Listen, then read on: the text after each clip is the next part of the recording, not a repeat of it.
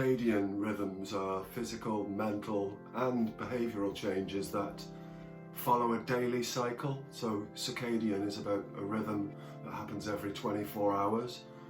They respond primarily to light and darkness. Interestingly, they affect most living organisms, plants and people. A biological clock is our innate, inbuilt timing device. Biological clocks, tiny biological clocks, are contained in every living tissue in the human body. Researchers have found similar genes in people, fruit flies, mice, fungi and other living organisms that are responsible for making up the components of the clock. But the main biological clock that controls all the others is in the brain. In the hypothalamus, which receives direct messages through our eyes through light. So it's actually light and dark that controls the biological clock and our circadian rhythm. Our circadian rhythm affects all sorts of systems within our body, from our sleep to when different hormones are released throughout the body, when we get bursts of energy, when we have more testosterone going on, when our blood pressure is higher during the day.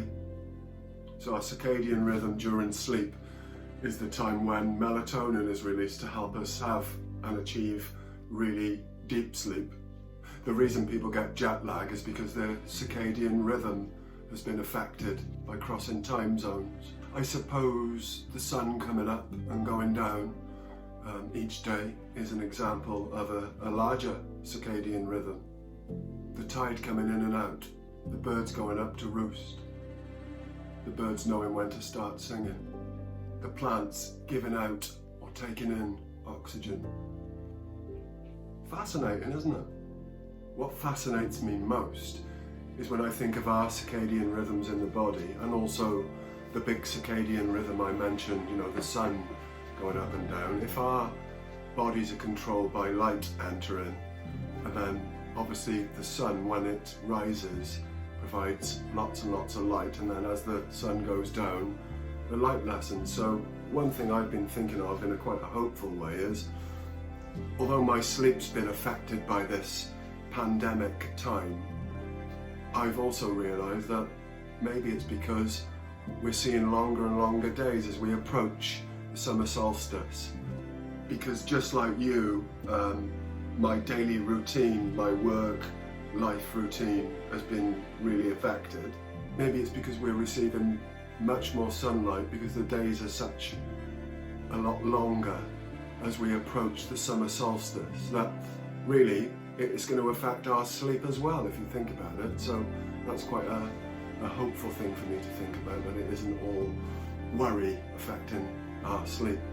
I always used to think that the summer solstice was on the same date every year, the 21st of June, the longest day. And actually, as I've been reading about this stuff, I've realised that it isn't actually on the same day. It can be any time between the 20th and the 22nd of June. This year, the summer solstice happens to be at 9:44 in the evening on the 20th of June. And at this point in the annual rhythm of the sun, at this point, the sun will be furthest away from the earth, thereby giving us the most sunlight. So when the sun's furthest away from the earth, at that time, only once a year, that moment, is called the summer solstice, from a Greek word, solstice, meaning sun sits still. Because the sun actually appears to take a brief rest and not move. And it's a moment of still and calm. So, just a suggestion, the 20th of June at 9:45 at night in the UK is that moment when the sun sits still. So what I'm going to do this year to celebrate the summer solstice, I'm going to take a moment to sit still, to let my system be still and just pause for a moment and realise that, you know, everything's okay, it's as it should be. The sun's going to rise and the sun's going to go down, and we will get through this time. And interestingly, this year, the summer solstice is on my birthday.